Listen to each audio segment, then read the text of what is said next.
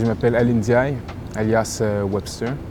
Je suis un artiste hip-hop et un passionné d'histoire.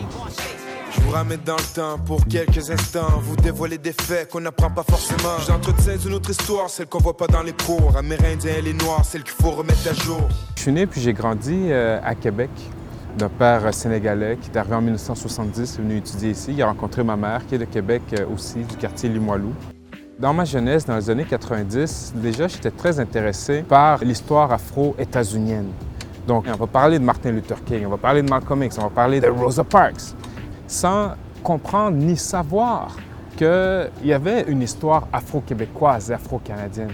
C'est une histoire avec laquelle je suis entré en contact beaucoup plus tard. Et tout au long de mon parcours, j'ai toujours étudié l'histoire du Québec d'un point de vue extérieur. Je voyais comme leur histoire. C'est-à-dire que je ne voyais pas mon expérience, je ne la voyais pas traduite dans les médias, je ne la voyais pas traduite dans la musique qui se faisait, dans les films, dans les émissions de télé. Mais c'est à travers le rap que je voyais cette réalité en tant qu'afro-américain, dans le sens continental du terme, je la voyais retraduite.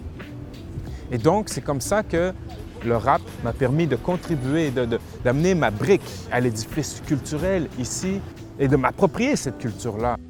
Et donc, c'est quand je me suis rendu compte qu'il y avait tout ce pan méconnu de l'histoire que je me suis penché sur ce récit-là. J'ai voulu le transmettre, j'ai voulu que les gens puissent entrer en contact avec cette histoire et comprendre que le Québec, le Canada s'inscrivent dans tout le reste de l'histoire du monde atlantique, qu'il y a eu l'esclavage ici, un esclavage domestique, qu'il y a eu de la ségrégation ici, il y a eu du racisme ici.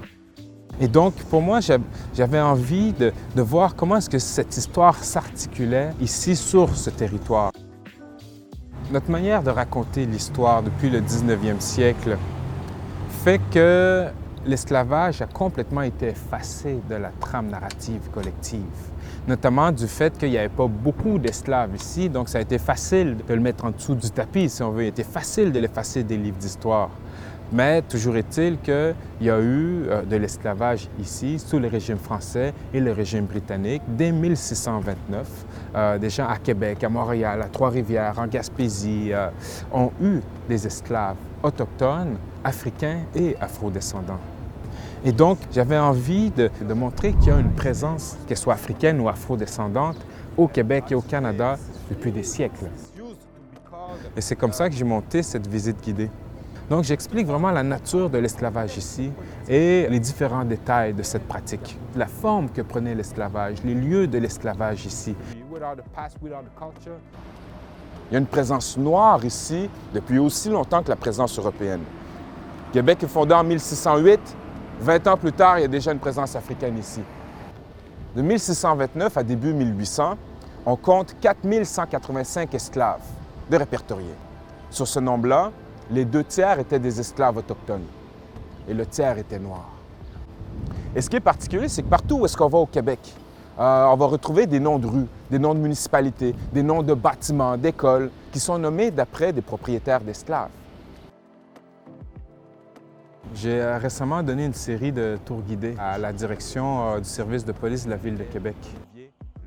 Et donc, le fait de pouvoir se retrouver ensemble, échanger, je pense que c'était très positif d'un point de vue personnel et individuel. Je pense que pour cette institution-là, de comprendre l'afro-enracinement dans la Ville de Québec, ça va permettre de faire face, d'être mieux outillé pour faire face à certains enjeux.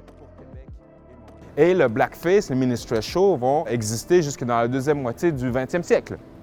Les gens faisaient du blackface pour des levées de fonds pour des écoles ou pour des églises. Et donc, et le blackface et les caricatures ont permis d'ancrer dans la population des stéréotypes et des manières de voir l'autre. Donc voilà, on va aller par là-bas. Pour moi, le racisme joue un rôle central dans notre compréhension de notre présent, joue un rôle central dans notre compréhension de bien des inégalités dans le monde aujourd'hui. Et donc, c'est pour ça qu'on doit comprendre l'histoire du racisme pour comprendre ce que nous sommes aujourd'hui et comprendre cette pluralité de notre identité de manière plus inclusive. Et ça permet de revoir la manière dont on conçoit la québécité et la canadianité.